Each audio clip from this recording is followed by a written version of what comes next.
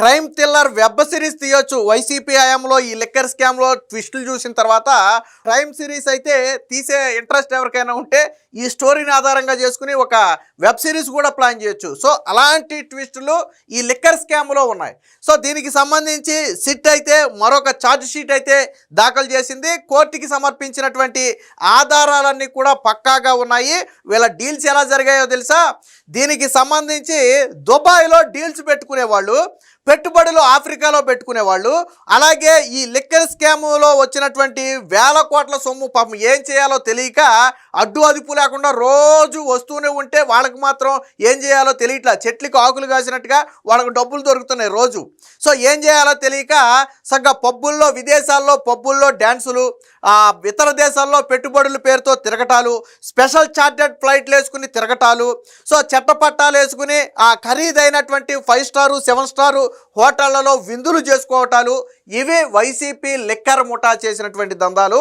ఇవన్నీ ఎలా బయటపడ్డాయి అంటే, ఈ లిక్కర్ స్కామ్లో ఒకడైనటువంటి ప్రణయ్ ప్రకాష్ అనే ఒక వ్యక్తి ఫోనును ఫోరెన్సిక్ ల్యాబ్కు పంపి దానిలో డిలీటెడ్ డేటా మొత్తం కూడా రికవరీ చేసినప్పుడు ఈ బండారం బయటకు వచ్చింది. మళ్ళీ దీనిలో ట్విస్ట్లు ఏంటంటే, నాకు లిక్కర్ స్కాము సొమ్ములో నాకు వాటాలు ఇవ్వకపోతే నేను విజిల్ బ్లోయర్గా మారి మొత్తం సిట్టు ముందు నోరు విప్పుతానని చెప్పి ఇదే ప్రణయ్ ప్రకాష్ లాంటి వాళ్ళు ఇతరులను బెదిరిస్తూ వాట్సాప్లో చాటింగ్ చేస్తే ఆ చాటింగ్ కూడా ఇప్పుడు సిట్ అధికారులు అయితే మొత్తంగా రికవరీ చేసి అన్ని కళ్ళకు కట్టినట్లు ఆధారాలన్నీ కూడా కోర్టుకైతే సమర్పించారు.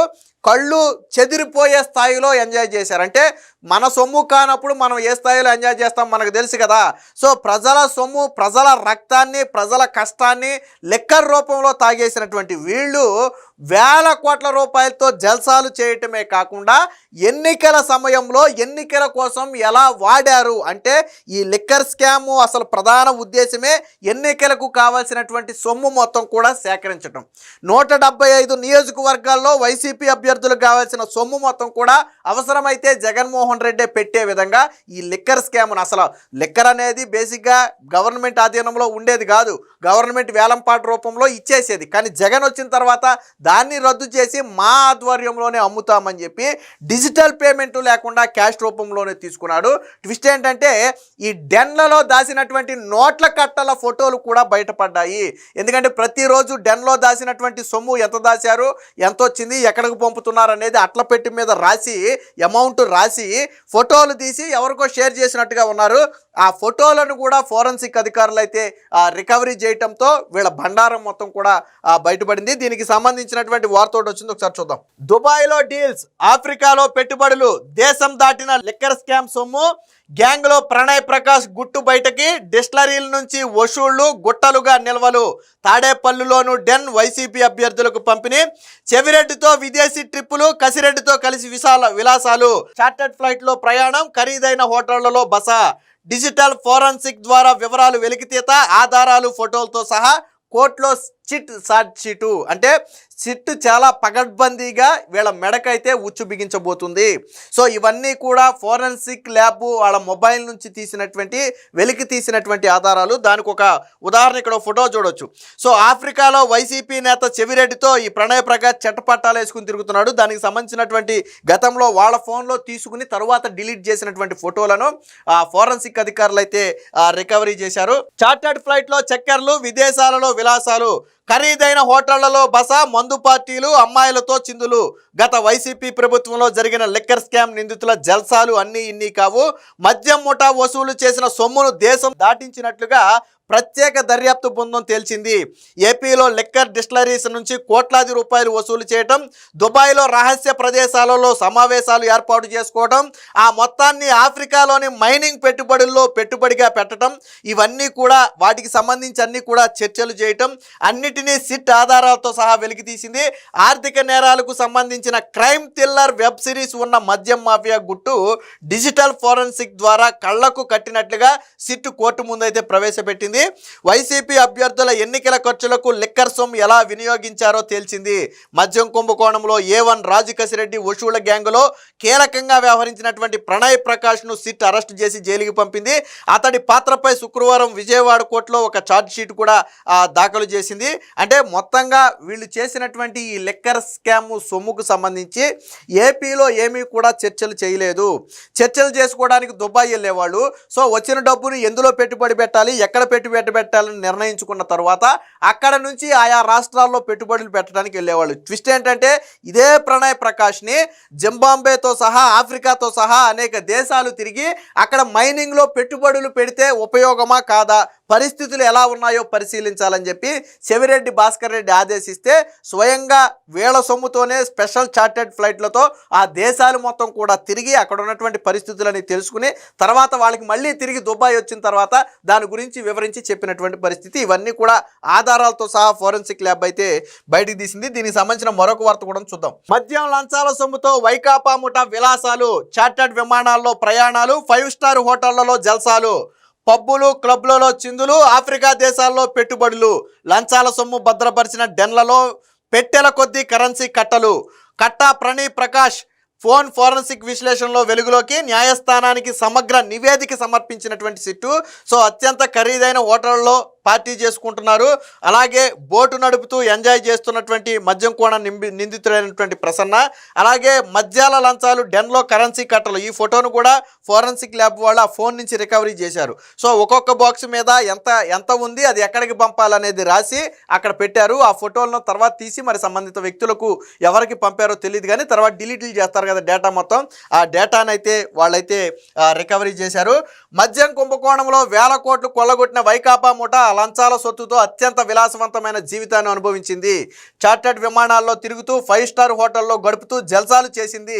పబ్బు క్లబ్బుల్లో అమ్మాయిలతో చిందులేసింది. మద్యం లంచాల సొమ్ముతో టాంజానియా ఇనుప ఖనిజ కర్మాగారం, ఆఫ్రికా దేశాల్లో పెట్టుబడి పెట్టేందుకు ప్రయత్నించింది.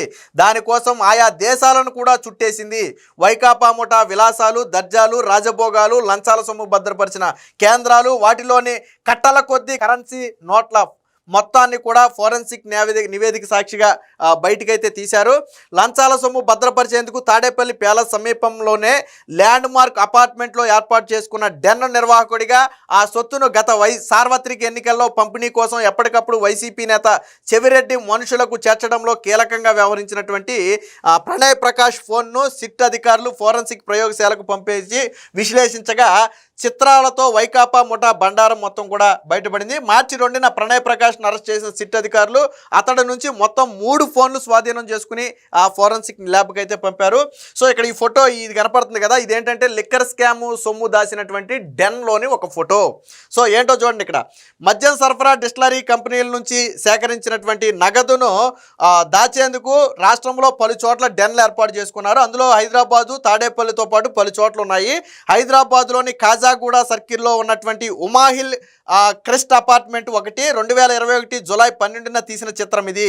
అందులో కనిపిస్తున్న నోట్ల కట్టలన్నీ వివిధ డిస్టిలరీలు వారి ప్రతినిధుల నుంచి వైకాపా ముఠా వసూలు చేసిన సొమ్మే.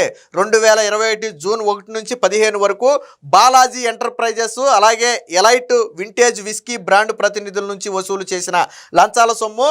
Nectar blotting and manufacturing, SPY Agros industries Satyanarayana అనే వ్యక్తి నుంచి వసూలు చేసిన లంచాల సొమ్ము ఉంది.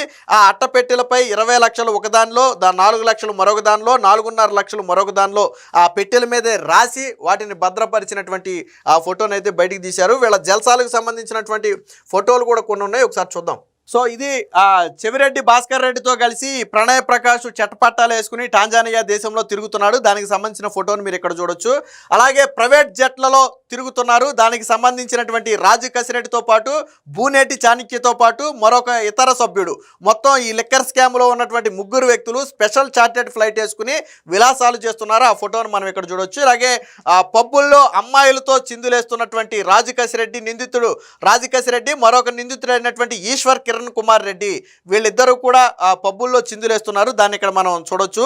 ఇక ఇసుక తిన్నెల్లో బగ్గి నడుపుతున్నటువంటి ఈశ్వర్ కుమార్ రెడ్డి, ఈ ఈశ్వర్ కుమార్ రెడ్డి అనే వ్యక్తి ఈ లిక్కర్ స్కామ్లో వన్ ఆఫ్ ది వ్యక్తి. సో ఇక్కడ ట్విస్ట్ ఏంటో చూడండి ఒకసారి. 5% వాటా ఇస్తావా, విజిల్ బ్లోయర్గా మారాలా అంటూ ఎవరైతే ఇప్పుడు ప్రణయ్ ప్రకాష్ ఉన్నాడో, ఈ ప్రణయ్ ప్రకాష్ ఇప్పుడు మనం చెప్పుకున్నటువంటి ఈశ్వర్ కుమార్ రెడ్డికి వాట్సాప్ చాట్ చేశాడు, వీడియో కాల్ కూడా చేసినట్టుగా ఉన్నాడు. దానికి సంబంధించినటువంటి స్క్రీన్ షాట్ ఇక్కడ మనకైతే ఒకటి కనపడుతుంది. సో మొత్తంగా అంటే నాకు 5% కమిషన్ ఇవ్వకపోతే నేను విజిల్ బ్లోయర్గా మారి సిట్ అధికారులకు మొత్తంగా చెప్పేస్తా, తర్వాత నువ్వు ఇరుక్కుపోతావని చెప్పి కిరణ్ కుమార్ రెడ్డితో చాటింగ్ చేశాడు. అందులో ఇంకో మాట కూడా చెప్పాడు, విజయసాయి రెడ్డి విజిల్ బ్లోయర్గా మారలేదేమో కానీ నేను మాత్రం మారిపోతాను, తర్వాత మీకే నష్టం, మీరు దోచుకున్నటువంటి వేల కోట్ల రూపాయల సొమ్ములో నాకు 5% లంచం ఇస్తేనే నేను ఈ కేసు విషయంలో నోరు మెదపకుండా ఉంటాను అని చెప్పి వాళ్ళు చాటింగ్ చేసుకున్నారు. దానికి సంబంధించినటువంటి మరి స్క్రీన్ షాట్ తీసి ఎవరికి పంపాడో తెలియదు, కానీ దాన్ని కూడా పోలీసులు అయితే రికవరీ చేశారు. దాన్ని కూడా మనం ఇక్కడ చూడొచ్చు. ఇక లంచాల సొమ్ముతో ఆఫ్రికా దేశాల్లో పెట్టుబడి పెట్టాలి కాబట్టి అక్కడ పరిస్థితులు ఏంటో పరిశీలించరమ్మని చెప్పి చెవిరెడ్డి భాస్కర్ రెడ్డి ఆదేశిస్తే ఈ ప్రణయ్ ప్రకాష్ 2025 జనవరిలో, అంటే కూటమి ప్రభుత్వం వచ్చిన తర్వాత 2025 జనవరి నెలలో ప్రణయ్ ప్రకాష్ జింబాబ్వే సహా ఆఫ్రికాలోని పలు ప్రాంతాల్లో మైనింగ్ కార్యకలాపాల నిర్వహణపై అధ్యయనం కోసం తిరుగుతూ తీసుకున్న చిత్రాలు ఇవి. సో అక్కడ ఆఫ్రికా దేశంలో వాళ్ళ మనుషులతోనే ఒక సెల్ఫీ తీసుకున్నాడు. దానికి సంబంధించి ఫోటోలను బహుశా ఆయనకి పంపుంటాడు చెవిరెడ్డి భాస్కర్ రెడ్డికి. దాన్ని కూడా పోలీసులు అయితే రికవరీ చేశారు. అంటే మొత్తంగా చెవిరెడ్డి భాస్కర్ రెడ్డి కావచ్చు, ఆ ముఠా కావచ్చు, దోచుకున్న సొమ్ముతో ఏ విధంగా జల్సాలు చేశారు, ఎక్కడెక్కడ తిరిగారు, ఎక్కడ పెట్టుబడులు పెట్టారు, ఏ డెన్లో ఎంతెంత దాచారు, ఎవరి నుంచి ఈ సొమ్ములు వచ్చాయి, ఇలా ప్రతి విషయాన్ని అన్నిటికీ మించి ఎవరి ద్వారా ఇవి ఎన్నికల్లో ఖర్చులకు పంపారు, ఎవరు మధ్యవర్తులుగా వ్యవహరించారు, ఇలాంటి అన్ని విషయాలను కూడా సిట్ ఆధారాలతో సహా కోర్టు ముందైతే ఉంచింది. అందుకనే చెప్పింది దీనిలో క్రైమ్ థ్రిల్లర్ వెబ్ సిరీస్ లాగా ఎందుకు మారిందంటే అడుగు అడుగునా ట్విస్ట్ ఉంటుంది ఇందులో. సో దీన్ని ఒక ప్రీ ప్లాన్డ్ సినిమాగానో లేకపోతే చిన్న వెబ్ సిరీస్గానో తీస్తే సక్సెస్ కూడా అవుతుంది, ఎందుకంటే రియల్ స్టోరీ కదా. ఆ స్థాయిలో చేశారు. అంటే ఏపీలో దోచుకోవటం, దుబాయ్లోనేమో మీటింగులు పెట్టుకోవటం, ఆఫ్రికా దేశాల్లోనేమో పెట్టుబడులు పెట్టడం, జల్సాలు చేయడానికేమో ఇతర దేశాలు వెళ్ళటం, ఇది వీళ్ళు చేసినటువంటి కథ. ఏదేమైనా మొత్తంగా చెవిరెడ్డి భాస్కర్ రెడ్డితో పాటు ఈ లిక్కర్ స్కామ్లో ఉన్న వారందరి మేరకు కూడా ఇప్పుడు ఉచ్చు బలంగా బిగిసిపోతుంది అనేది మాత్రం వాస్తవం.